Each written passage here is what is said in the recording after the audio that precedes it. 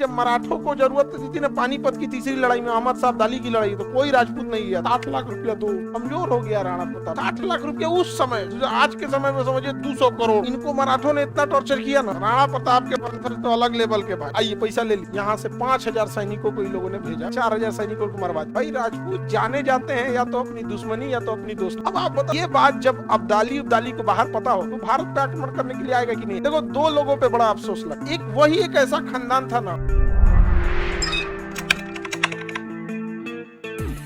ये 17वीं सदी की बात है, जब मुगल खत्म हो गए थे, ये एरिया में कौन बचे थे? मराठा। और ये एरिया में बचे थे राजपूत। राजपूताना या राजपूत। इनको मराठों ने इतना टॉर्चर किया ना, अब यहाँ से मराठा गए जयपुर के राजा ईश्वरी सिंह के आक्रमण किए। किस पे? ईश्वरी सिंह। और ईश्वरी सिंह के ऊपर 24 लाख रुपया जुर्माना लगा। ईश्वरी सिंह नहीं दे पाए ईश्वरी सिंह 24 लाख। इन्होंने पूरे शहर को घेर लिया, कहा कि तू पैसा नहीं देगा, 24 लाख रुपया तुम नहीं देगा। घेर लिया बेचारे ईश्वरी। उनकी 3 शादियां, तीनों पत्नी के साथ सोसाइटी। भारत में बहुत इतिहास को ढक दिया। किसने किया था? मराठा। नाम बताते थे मल्हार राव, ठीक है, मल्हार। ईश्वरी सिंह पैसा की कमी से उन्होंने अपने देश में क्या घोषित कर दिया था? वित्तीय व्यापार, अपने साम्राज्य, और चारों ओर से घेर लिया था मराठा सैनिक, उपद्रव मचा दिए। सैनिक नॉर्मल मांगेंगे कि पैसा दो तो कोई देगा, जब तक मारकाट नहीं होगा। बेचारे ईश्वरी सिंह सोसाइटी, 3 पद जहर सोसाइटी, समझ में आ गया कि नहीं? ये होता है आपातकाल का वो पैसा। यही रीजन है कि जब मराठों को जरूरत थी ना पानीपत की तीसरी लड़ाई में, अहमद साहब दाली की लड़ाई, तो कोई राजपूत नहीं गया, कोई राजपूत नहीं। तो आपातकाल किसने लगाया था यहाँ पे? ईश्वरी 24 लाख रुपया लगा दी ईश्वरी सिंह। उन्होंने ईश्वरी सिंह अपने साम्राज्य में क्या लगाया? वित्तीय आपात, कि धन दौलत अब कोई भी किसी को राशन वसन फ्री में नहीं दिया जाएगा। लेकिन फाइनली ईश्वरी सिंह बेचारे सुसाइड कर लिया, 3 पत्नियों के साथ सुसाइड। बच्चों का क्या हुआ? मराठा इस मामले में बहुत आगे थे। इनके भाई फिर शासक बने माधव। मराठों ने इन्हों पे घेर लिया चारों, कहा कि तुम लो पैसा लाओ तुम। तो माधव सिंह ने भी क्या घोषित कर दिया? लेकिन माधव सिंह के पास भी पैसा नहीं था।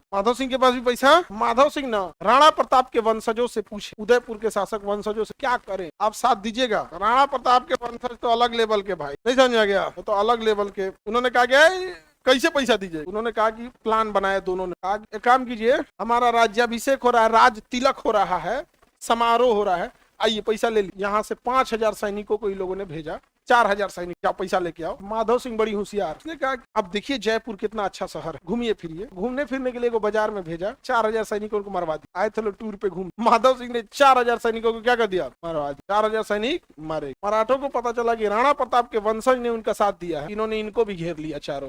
3-4 महीना तक अरी घेर के चारों ओर से रख दिया। फिर 6 लाख रुपया लिया, तो 6 लाख रुपया ये लोग वसूला, लोग राणा प्रताप के वंशज। समझा गया कि नहीं? 6 लाख या 60 लाख, हमको एग्जैक्ट याद, आई थिंक 60 लाख। कोटा और बूंदी के शासकों से 6-6 लाख लिया, 60 लाख रुपया लेके। यही कारण है कि इन लोगों को अपने क्षेत्र में क्या लगाना पड़ा था? वित्तीय आपात लगा। तो जब मराठों को जरूरत लगी पानीपत की लड़ाई में, तो बताओ ये लोग साथ देगा?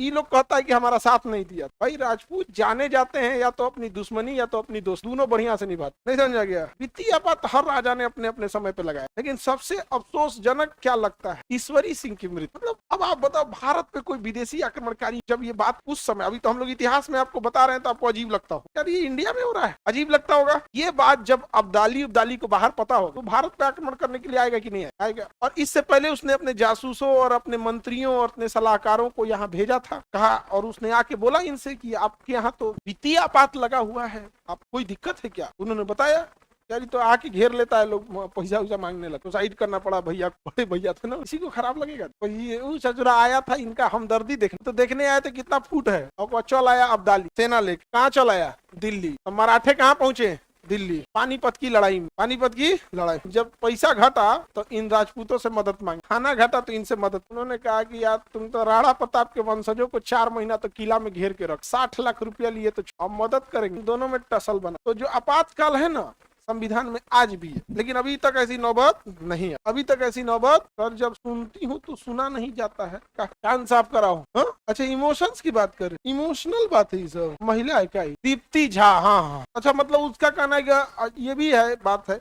देखो, 2 लोगों पे बड़ा अफसोस लगता, एक ईश्वरी सिंह पे अफसोस लगता, दूसरा राणा प्रताप के वंशजों पे लगता। वही एक ऐसा खानदान था ना, जो केवल लड़ते जीवन में कभी उन्होंने शांत, उसको घेर के 4 महीना से है। और उसके बाद जानते क्या कहा गया? युद्ध में तुमको घेरने में पैसा लगा है। यहाँ हम दफ्तर खोले थे उदयपुर और मेवाड़ में, इसका खर्चा लगा है, 60 लाख रुपया दो। कमजोर हो गया राणा प्रताप का पूरा वंश। 60 लाख रुपया उस समय, आज के समय में समझिए 200 करोड़ अभी मांग दिए जाए बिहार सरकार से, तो बिहार सरकार टेढ़ हो जाएगी। नहीं समझ में आ गया?